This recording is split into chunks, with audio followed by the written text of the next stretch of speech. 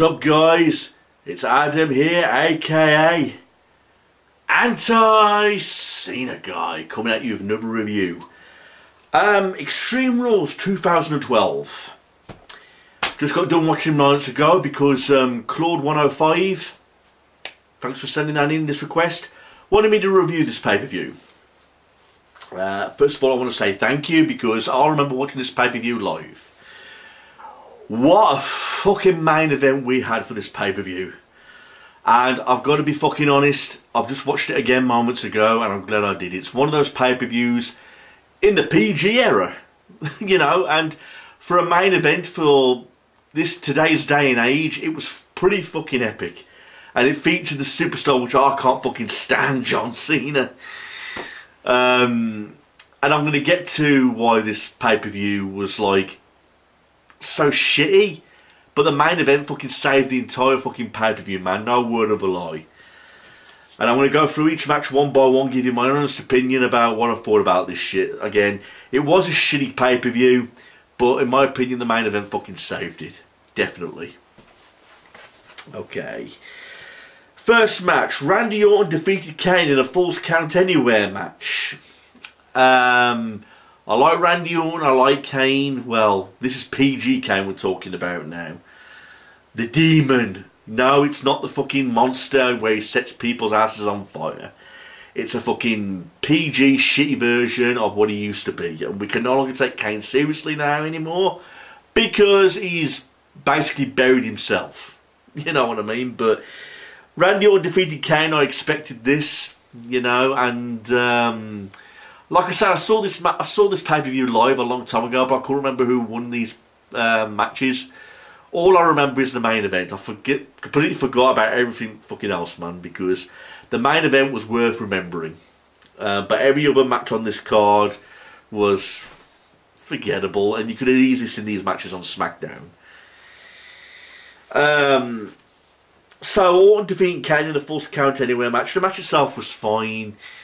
There were shots to the stomach, shots to the back, there was fighting through the crowd.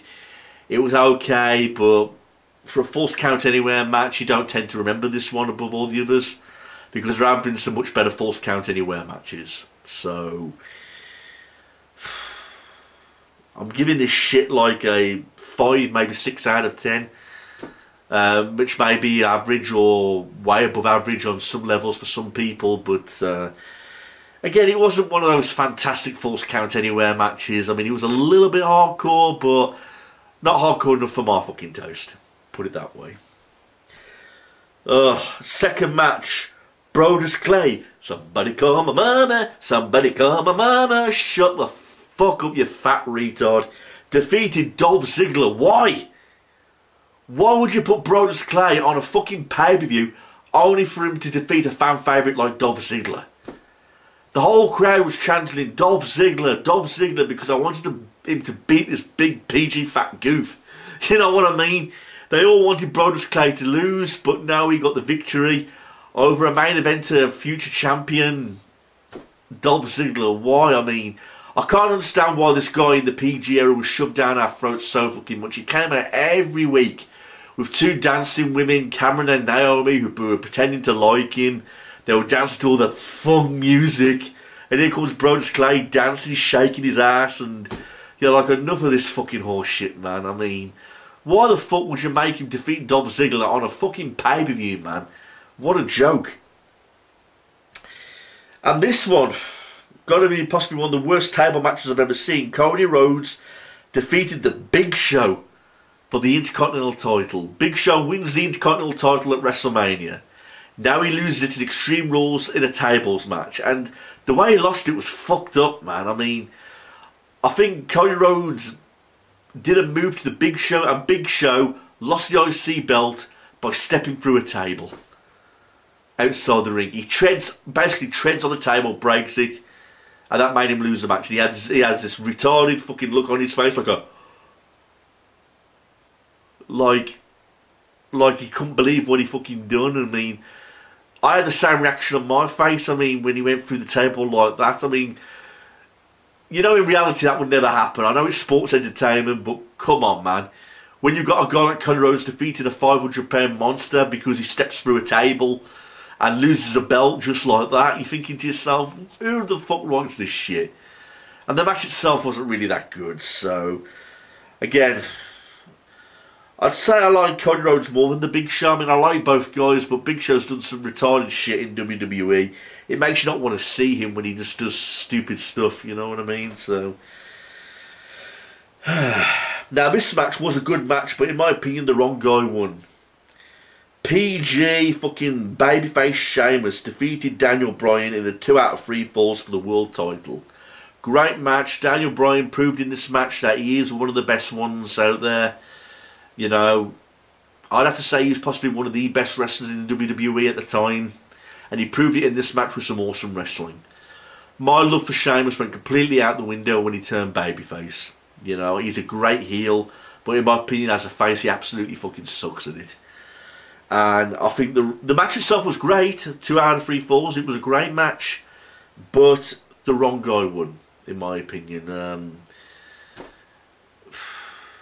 Again, I remember watching this live, but I couldn't remember the outcome. I mean, when I watched this again moments ago, I was like thinking to myself, I can't remember who wins this match. I mean, it was a good match, but I really wanted Daniel Bryan to beat Sheamus because Sheamus was a babyface, basically, and I don't like Sheamus as babyface. I think it's fucking awful.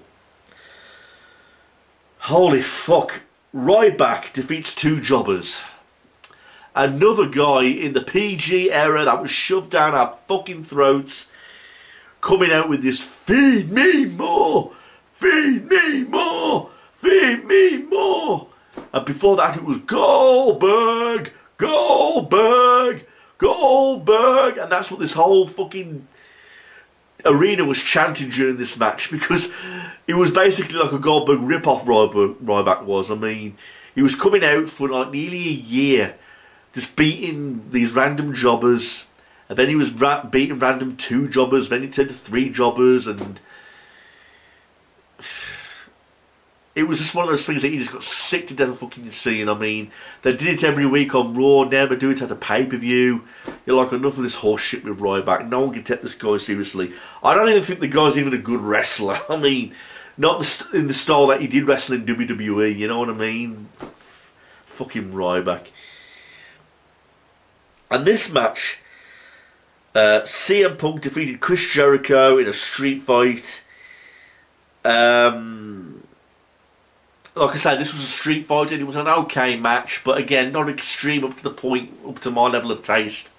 But the crowd was chanting ECW, ECW, and it wasn't ECW style. I mean, they was both of them wearing these weird clothes, you know, like these cut-off jean shorts and something that Raven would have worn, you know what I mean?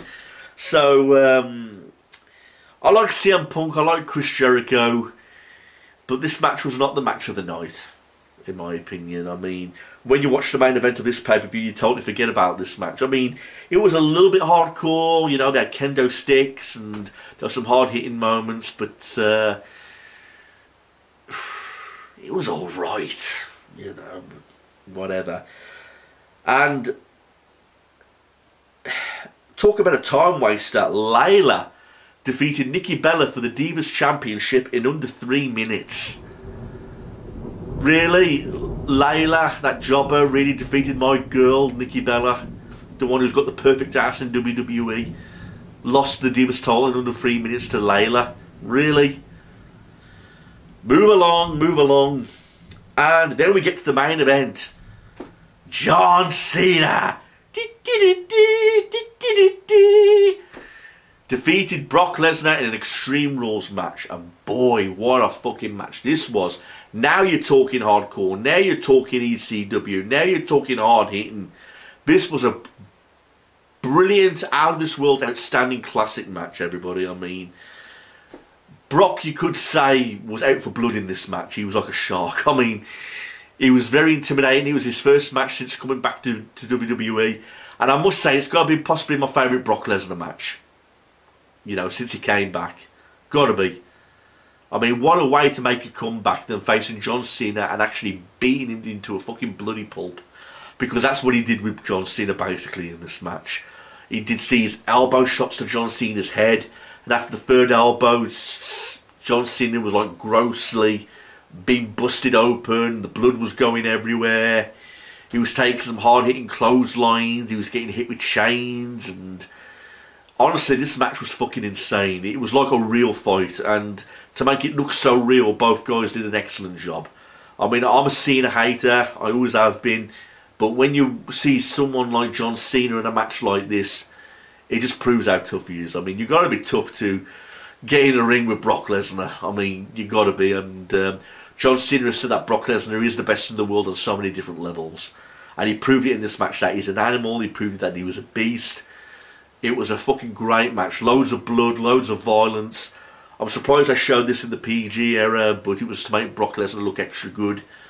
You know, and again, John Cena won. I mean, I didn't understand that. I mean, why would Brock Lesnar make a comeback in his first match and lose it? I mean, it would have been a great win for Lesnar, but no, John Cena punched Brock Lesnar with his chain and gives him an FU off the steel steps, pins him, and he wins. But then he talks about a sad speech at the end saying, if I have to take time off, then so be it. Because John Cena thought he was injured because of the cross arm bar that Brock Lesnar put John Cena in. But overall, it was a great match. I must say, it's the best match of the pay-per-view. All the rest of the pay-per-view was forgettable. I mean, I remember the first time I watched this live with my friends, we was like, Jesus, this is fucking awesome. This is fucking great. You know, it was an honour seeing John Cena busted open, but again, his ass handed to him by Brock Lesnar. But immediately, we all became massive Brock Lesnar fans after just watching that match. I mean, we like wrestlers that don't fuck around, basically, and Brock Lesnar did just that. You know, he was the total opposite of PG. He just showed how extreme and dominant he can be. You know, and even putting on a staged fight, like a street fight, both men did a great job of making the pain look real. And it was an awesome, incredible Extreme Rules match. Fucking great. And it was worth just waiting towards the very end just to rewatch this match again. I mean, it was fucking great. And that's all I've got to say, everyone. So overall, this pay-per-view, Extreme Rules 2012, the main event saved the pay-per-view. And all the rest of the matches, I mean, the street fight was fine. The Falls Count Anywhere was fine. I mean, we get some retarded moments like Brodus Clay. Big Show losing the belt by stepping through a table. Again, the Sheamus and Daniel Bryan match was a great match, but in my opinion, the wrong guy won. Ryback defeating Jobbers and Layla defeating Nikki Bella under 3 minutes. So this pay-per-view does have its shitty moments. There are some moments in this pay-per-view where you're like, what the fuck, man? Why the fuck are they showing us this? They could have easily put this on SmackDown and nobody would have given a fucking damn, you know what I mean? So half the stuff on this pay-per-view card, it is SmackDown quality, but it is in the PG era, so you are going to see people doing retarded shit and retarded outcomes. But main event fucking saved the whole pay-per-view, so thanks for sending that in, mate. And if any of you out there have got anything you want me to review, any pay-per-views, any WWE topics, leave them in the comment section below, and make sure they get plenty of thumbs up. That way there's a better chance of them getting reviewed. So thanks for sending that in. That's Extreme Rules 2012. Thanks a lot, everybody. Peace out.